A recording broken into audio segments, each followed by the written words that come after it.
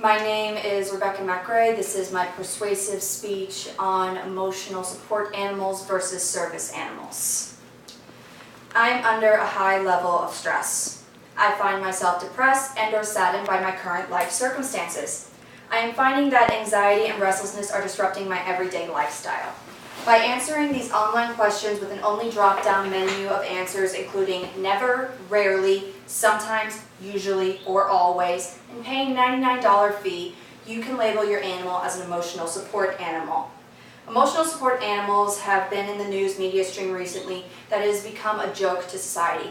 Even as a promotion for the upcoming movie Jurassic World Fallen Kingdom, they have the two main actors trying to board a plane, claiming that their velociraptor is an emotional support animal.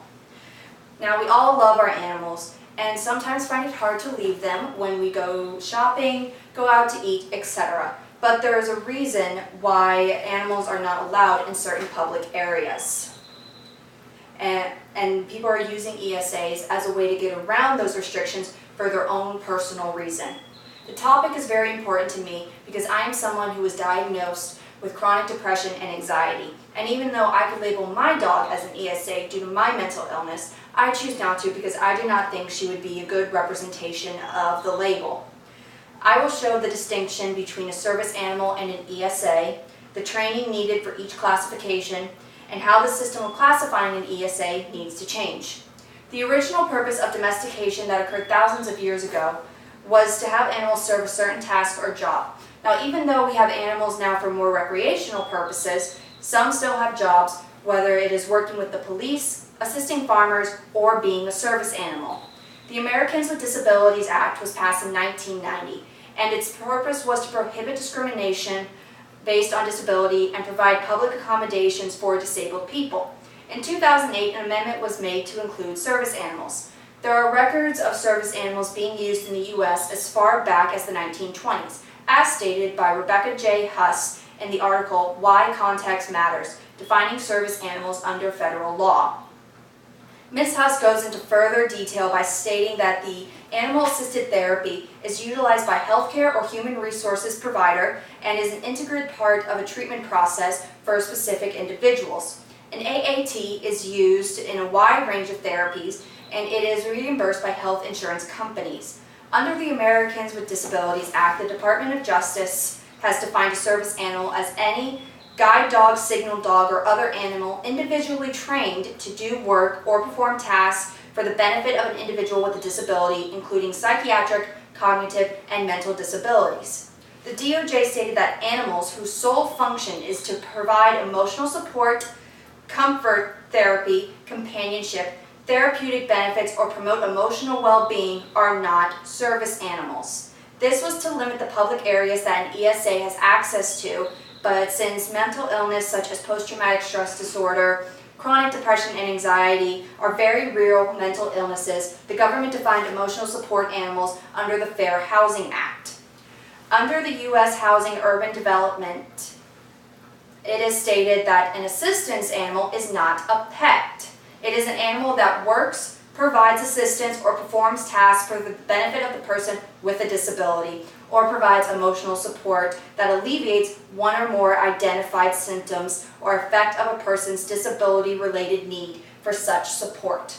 The government clearly defined what a service animal is so that any animal that does not fit that into the criteria could not have the access that a service animal does. But that changed when mental illness came into play. And even though they amended the Fair Housing Act to allow an ESA into a private setting, such as a house, they did not state anything about the training of an ESA. Referring back to the ADA, the definition of a service animal includes trained to do work or perform tasks. According to the American Kennel Club, a service dog must be handler-focused, desensitized to distractions, and highly trained to do specific tasks. They should not be distracted by the public. This type of training can last up to 2 years, and that is even before they meet the person who will be their handler. Most service dogs are trained by organizations who then match up the dog with the handler and train that handler after the dog is initially trained.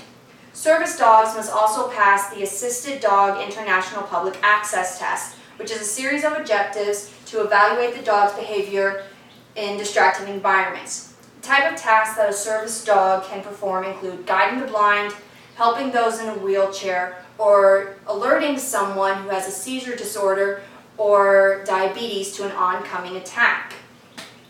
The sole difference in the definition of a service animal and ESA is the word trained. For a service animal must be trained while an ESA does not, and therein lies the problem.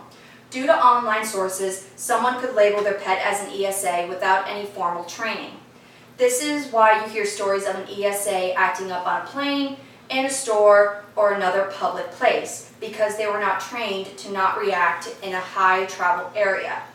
Now, not every animal is cut out for certain lifestyles. Some are better at others. The same goes for emotional support animals. Not every animal is cut out to be a service animal or an ESA. The AKC states that almost 50 to 70% of dogs that start off in the service dog program drop out because they're not cut out for it. An ESA should be an animal that remains calm in a public setting because their sole purpose is to support their human. If your ESA acts up in a public setting, they are not helping you with your disability, but putting more of a strain on it. I propose that a potential ESA given a test. Now, it does not have to be as extensive as a service dog, but just to prove that they can behave in public. For dogs, the AKC has the Canine Good Citizen Test, which is a certified test that proves a dog can handle any public situation with a calm demeanor. And my video shows a dog taking this test.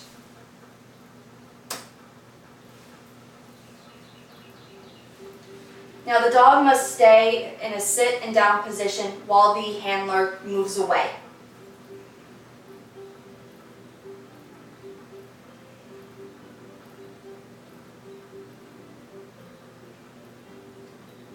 Now he must be able to come when called.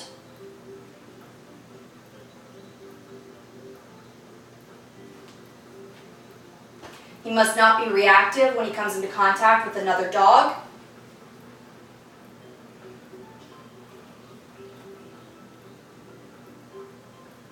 And he should be allowed to be left with a trusted person, such as a groomer or a vet, without reacting.